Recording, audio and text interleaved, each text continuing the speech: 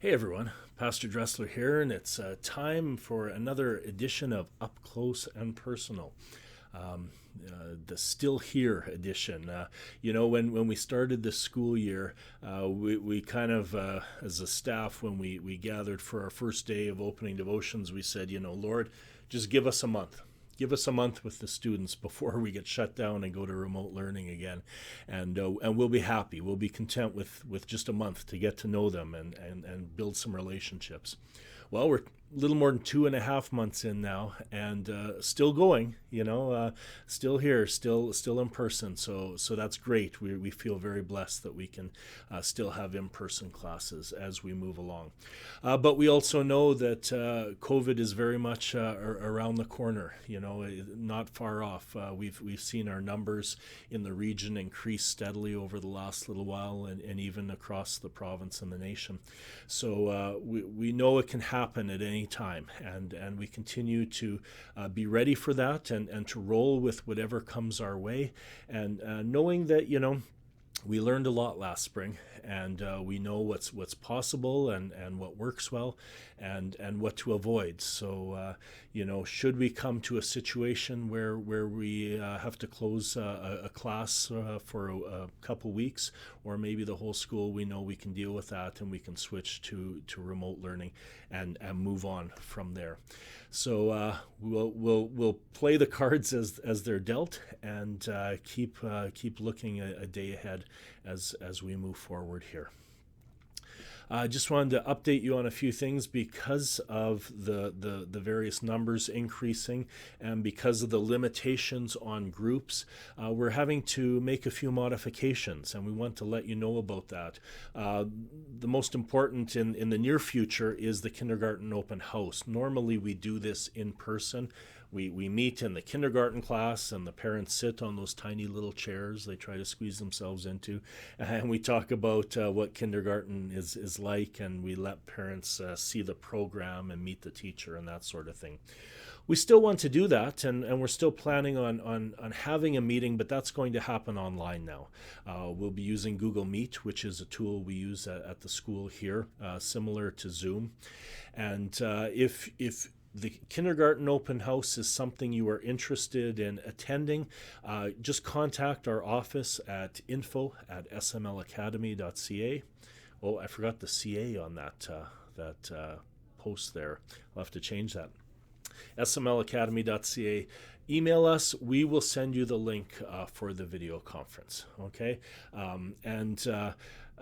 For those that really want an in-person visit, we can arrange that at some later time. But for those who want information now and are interested in registering, this open house will happen online. Okay, a few other things. Obviously, we're not able to do Christmas, the celebrations we usually have around Christmas in the same way. This year, that's just not possible. So we're looking at what can we change, what needs to be canceled, what can we still do but adapt. And that's what we're looking at right now. And of course, we've got our Christmas service, the Christmas program that we put on every year, normally at the church. Just can't be done the same way this year. So we're looking at some alternatives, and we hope to have something ready for you soon on that, where we can give you a little more detail. But we still want to display the kids, and we still want to proclaim the Christmas message, and that will still happen, just in a different format. So we'll share more with you as we have more firm details on that.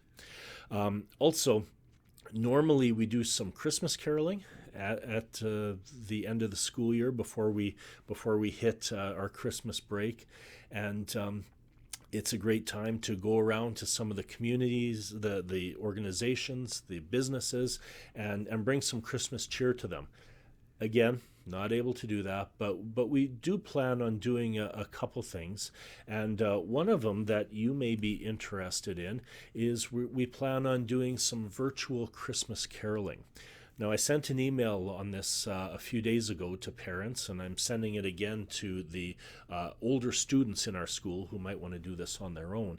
But if you want to participate in a virtual Christmas carol singing, then have a look at that email that was sent home, because it has some instructions on how you can participate in that with us, and do a little bit of singing, some recording of your singing, and then we bring them all together and merge them into one virtual choir.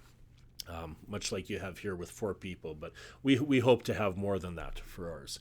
So if you enjoy singing Christmas carols, you want to spread the Christmas message, then we welcome you to do that. And we're hoping a number of our students will participate with that as well as members of the community. Just a few pictures about things that are going on. I talked about Google Meet and how we use that at our school.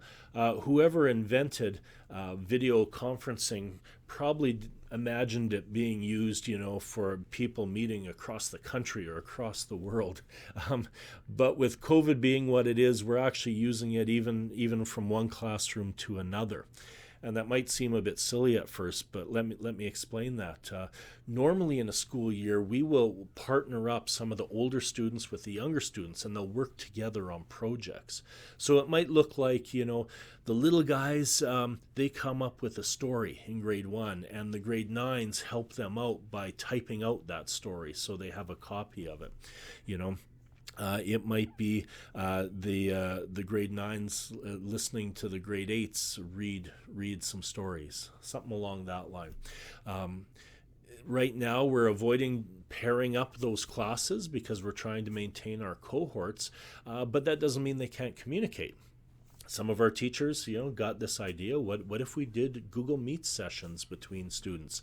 So here we have one of our grade 3 students talking to one of our grade 8 students, and this takes place up in the grade 3 room, and here's the same conversation going on from the perspective of the grade 8 room. So this was an opportunity for the young guys to get used to using Google Meet and see how it works. And should we have to go into a remote learning situation, they already have some experience with this tool. But it's also a way for them to talk to one another and visit and get to know one another and build relationships within the school. So again, probably not the way that the inventor meant for this technology to be used, but in this environment it works very well. Also, here's life in a classroom under COVID protocols. In the science lab, we've got students looking at the microscopes and having to share them, of course, as you do, and of course in between that they have to wipe all those surfaces down and make sure that they're sanitized, and you'll notice they're also wearing their masks and stuff. The masks allow us to do activities in partners or in groups, still being careful, of course, but if we need to do an activity where we're closer than 2 meters, then we put the masks on. Normally during the day, if the kids are just sitting in their classroom, in their desk, and not moving about, then they don't need their masks on. But when they do other activities like this, when they're in the hallways, that sort of thing, then they need to put their masks on. And that becomes a bit of a chore at times, and students sometimes are of the opinion, oh, do I have to? Yes, you do. For the sake of everyone involved, please do it at this time. And they've been pretty good about it overall. We can't complain. All right, everyone. Well, as I said, we'll have more information coming up shortly down the road about Christmas and stuff. But we keep wanting to inform you about some of these things and about any changes that may happen. And we hope that we can just keep going until that Christmas break comes.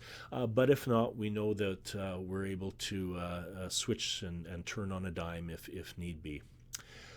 God bless you. Take care. Stay safe, everyone.